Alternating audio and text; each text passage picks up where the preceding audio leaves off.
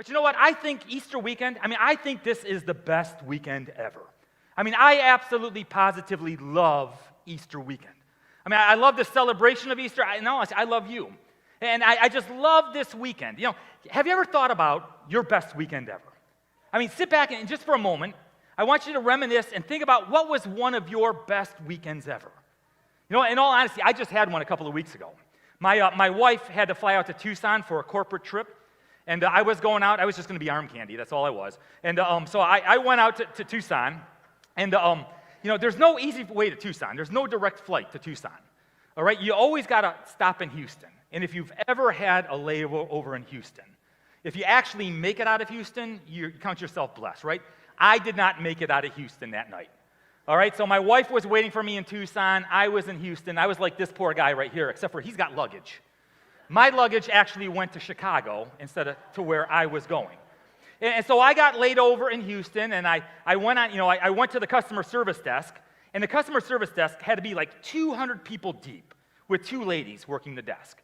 So I just kind of threw my hands up and called it quits. I went on Expedia, got myself a hotel. I went to this nasty little corner gas station, and this is what my dinner consisted of. Basically, and the Listerine was from I could brush my teeth the next morning. That's how bad it was. But when I finally got to my wife, it was a great weekend. We had a great time. There was difficulties, and there was issues, and there was some uncertainty getting there. But once I got there, you know what? We had a wonderful time together. Well, Easter to me is one of the best weekends ever. Especially for anybody who has ever considered becoming a follower of Jesus. For instance, like say you're just kind of on the fence. You're not really sure if you buy into it or not, and maybe you've done a little bit of study, maybe been watching a couple of sermons, read a couple of books kind of thing, but you're just not sure. You're just not ready to pull the trigger. Or maybe you're one of those individuals, you've got both feet on the brakes, right? You're thinking to yourself, there is no way I am going to buy into this Christianity thing. And the only reason you're here this morning is because somebody promised to take you out to lunch afterwards. All right? Or maybe the only reason you're here is because your grandma forced you to be here. Otherwise, you wouldn't be here. Or maybe you're here because she's cute.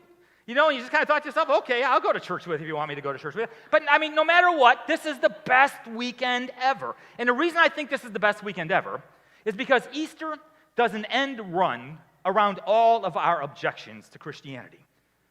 Easter explains some things that nothing and no one else could explain.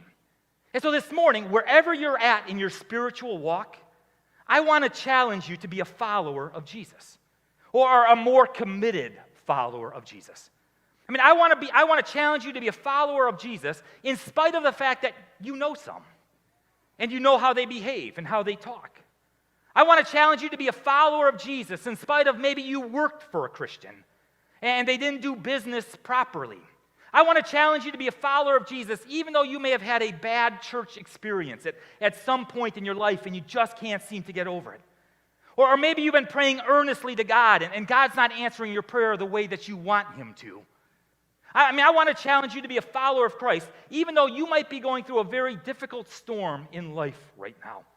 And you are really struggling, and you are really hurting, and maybe someone you love is struggling, and you don't understand what's taking place, and you don't like it, and you don't feel like God is hearing your prayers. I want to challenge you to be a follower of Christ in spite of all of your questions that I would never, ever be able to answer. I want to challenge you to be a follower of Christ because of what took place on that first Easter morning.